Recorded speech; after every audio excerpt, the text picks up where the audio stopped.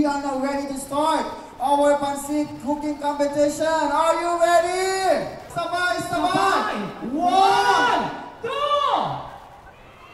go!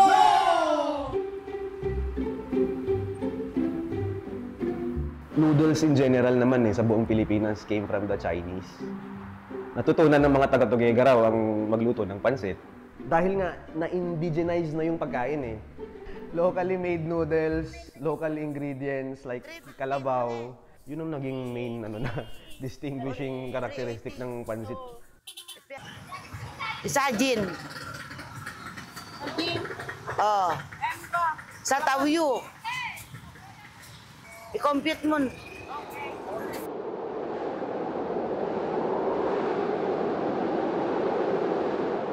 Hindi Tuguegarao City ang direct hit ng storm, ng typhoon. Collateral damage po kami, lagi-lagi.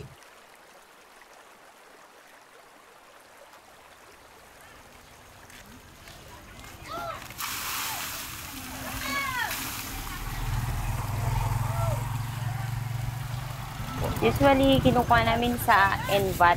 Wala na kasing gulay dito sa Tuguegarao.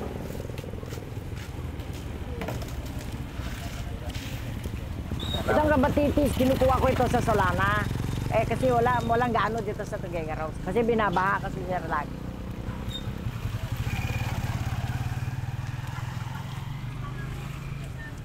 Magigisa tayo ng gulay.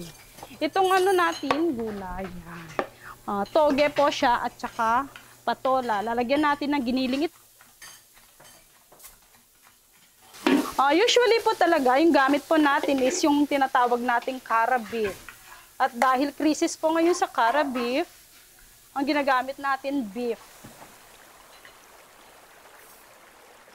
Yan tanawawan ninwang, yan patali ni baka kasi ni baka maski 2 days, 3 days, kang alam mapenum. Okay laman tabarira matekan sinag.